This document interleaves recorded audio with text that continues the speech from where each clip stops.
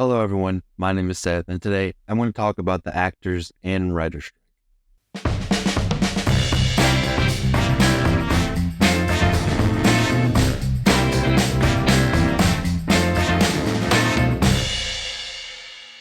Starting out, I want to say that the Actors Union have stated that people can still do reviews of movies and TV. So when I do it into the future, this will just be about celebrating the art of movie making. And so you've probably heard a lot about the actors and writers strike. And I've had some of my friends ask questions, just a couple of people not really understanding exactly what's going on with it. So that's what I want to address here in this video. Just kind of give you a quick few things to know about the actors and writers strike. But before I go any farther, go ahead and like this video, hit subscribe, and hit the bell icon so you never miss a video.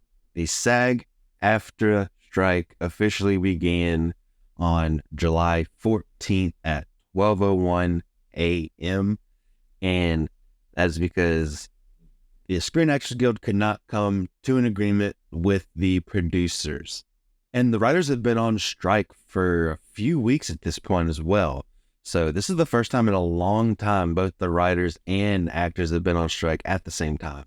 The Directors Guild actually was able to come to an agreement, and so the directors are not on strike, but there's not really any directing to do with writers and actors being on strike now.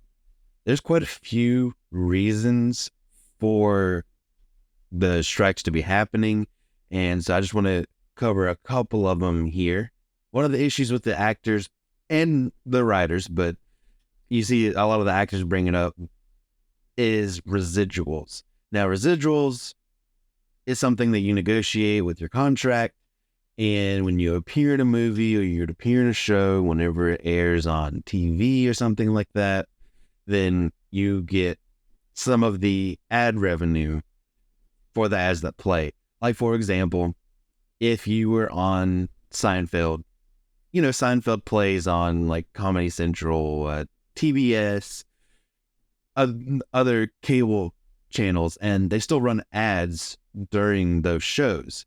And same thing with movies. Whenever movies run on TV, there's ads during the movies and things like that. Also, whenever people buy like the box set of Friends, the whole series, those sales, some of that goes towards residuals. Same thing when you buy either digitally or physical copies of movies. Some of that, it's a relatively small portion, but it adds up. Some of those residuals go toward the actors, writers who have residuals in their contracts. The thing that makes it difficult and why the writers and actors are really wanting to figure this out kind of for the new age is that streaming has changed a lot. With like Netflix, Disney Plus, Hulu, HBO Max, whatever, there's not really like the same kind of ad revenue coming in because people just pay like a monthly fee for the use of these services. And so maybe there's just a teeny tiny bit of residuals coming back from streaming, but a lot of times there's really not anything coming back. And so that's one of the things that they want to figure out. They want to figure out, how do we kind of go through with streaming and still get the residuals that they deserve. Another issue kind of at the forefront has been AI, both with the writers and with the actors. For the actors side of things, there's been some proposals about studios scanning background actors, extras, and paying them for one day of work while owning that likeness and being able to use them in movies, shows, whatever, going forward without having to pay them again. And so you can see there why that's a big deal. And then also AI with the writers. You know, there's some studio executives, I'm sure, that just think, hey, you know what? We'll get AI to write a script and we'll just hire a writer just to kind of clean it up a little bit. Well, I don't know if you mess around with ChatGPT or anything. It cannot write a good script. And I kind of agree with James Cameron on some of this stuff. It's like, no, I really don't think that AI will be able to write a script that can completely captivate an audience. Maybe at one point way, way, way in the future, but even then, I don't think so. There's just something about the human creativity and ingenuity that just can't be replicated with software. So that's one of the big things with the writers as well. Another one of the sticking points, especially with the actors, is some of the salaries for some of like the extras, co-stars, guest stars, stuff like that in shows and movies. And I saw a stat online the other day. That said under the old agreement, you had to make $26,000 a year to qualify for the health insurance as an actor, and that 87% of actors did not qualify. So I know a lot of people were saying like, oh, what? Tom Cruise needs more money. Chris Evans needs more money. This is why the actors are striking. No, that's not what it's about. They are trying to look out for the vast majority of people who are not the big movie stars, who are trying to be actors as a living.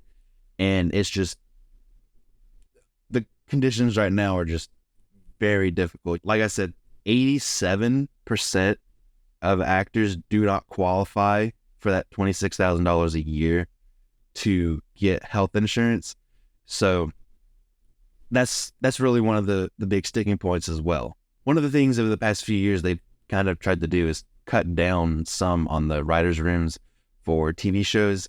And that is something that makes it more difficult for writers to get established and to kind of break in, because there's less people in a writer's room. And that's where a lot of people start. You know, maybe they start at some point in a writer's room, they work their way up to a head writer. A lot of times when you hear about writers, maybe somebody like Craig Mazin or somebody like that, they're like the head writer and they're probably fine, but it's the ones who aren't really established yet.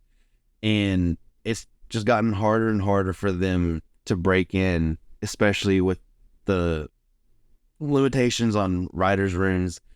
And also they used to want the writers on set. They used to pay them to be on set, and they're not doing that anymore. So that's another thing that they want. They want the pay and the ability to be on set as well.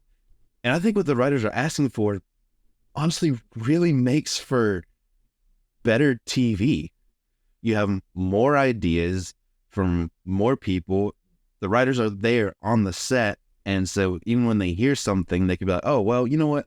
How about we try this instead? And so I think that would actually be a good idea, to continue having these larger writers' rooms and to have the writers on set. Because right now, if there's a writer on set, it's probably the showrunner and not some of the other writers who helped bring the script to life. Now, what can't the actors and writers do? The writers, they can't write their movies.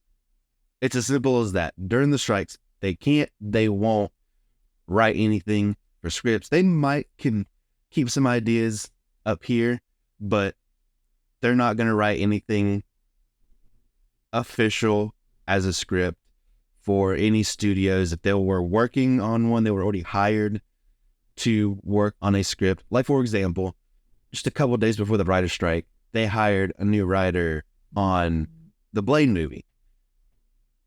He probably got 2 days of work in, if that, and then he had to stop. So the rewrites that were going on for Blade are happening. He might have some ideas, but he is not working on that script. For actors, that includes things like even the costume fittings or auditions or anything like that. So, like, for example, we have some movies being filmed now, like Deadpool 3 is one of like the major ones. You had the set pictures come out not too long ago.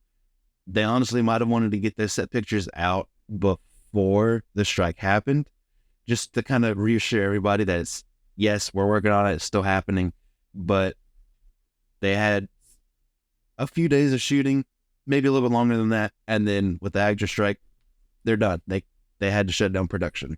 Also, any kind of promotions, anything like that are off limits for actors as well. You know, you're not going to see people posting on their Instagram or Twitter or anything, hey, go see this new movie I'm in. They're not going to be doing any junkets or interviews promoting the movie. So that's another thing that's also off limits as well. Actors are actually allowed to work on things that are 100% not affiliated with anything. This would mean like truly independent films that are outside of the jurisdiction. They can work on those. You're probably not going to see that happen, though. Celebrities can still show up on like reality TV shows and kind of things of that nature. But again, there's probably a good chance they just won't appear on those just out of solidarity with the other actors. And as far as I know, and as far as I could tell from my research, actors are still allowed to do things for like video games, for example, as long as it's not affiliated with any of the actors unions. Like I said, as long as it doesn't fall within the jurisdiction. So they can still do voices or performance capture for video games as long as it meets those qualifications. I also want to add, if you are somebody who's not in the actors or writers union, I do want to warn against working with the studios during this time. I'm sure studios are going to approach some actors, some writers who are not affiliated with either of the unions, and they want them to work on stuff. Well, if they do that, then there's zero chance of them being in the Writers Guild or the Actors Guild. And also, there is just about zero chance you will be cast in anything or hired to write anything that's a union production.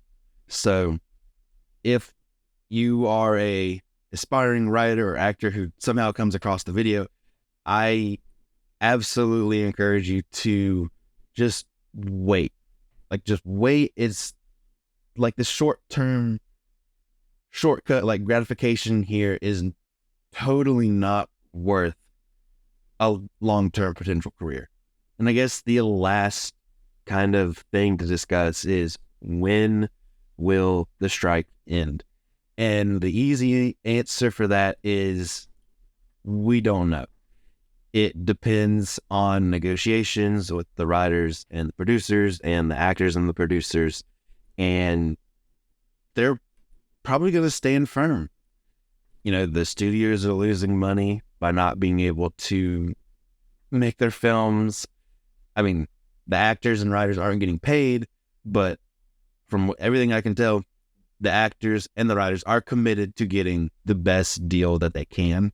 The longest strike for the actors was about 6 months. That came in the year 2000. I think some people have kind of tried to put people's statements with different studio executives, but some of the studio executives have said, particularly about the writers' strike, is that they're willing to go on until they start to lose their housing. And that's kind of not a great thing, to say out loud, but that seems to be the producer's goals. I don't know. We'll see. But the last time that the writers and actors were both on strike was 1960. And even back then, that fight was largely related to residuals for movies playing on TV. Hopefully, the actors and the writers can both get the pay and the health care and just the deals that they need. Again, like I said, this isn't for like the super mega stars. This is for the smaller actors, the smaller writers, the more unknowns who are trying to do this as a living to kind of break their way into the movie making business. And so I hope that those people end up getting taken care of. I know it's tough. We all love movies and TV here. And so I hope we can get back to making movies and TV soon. But that's it for me today. I hope I was able to help you understand some about the actors and writers strike, some of the things that's going on. And so let me know in the comment section down below what you think about it. Let me know if you have any questions. I can try my best to answer if I didn't come across clear on anything, or if there's any information I might could try to figure out. If I misspoke on anything, again, let me know in the comment section below. I'm not perfect. I'm just trying to bring you as much information as possible. So if I misspoke on something, definitely let me know. I'd love to know and be able to correct myself and speak better on it in the future. But go ahead and like this video, hit subscribe, and hit the bell icon so you never miss a video. Follow me on social media at CinemaSeth, at Twitter, Instagram, Facebook, Threads, TikTok, wherever you can think, just to stay a part of the conversation and to stay connected. And I'll see you next time.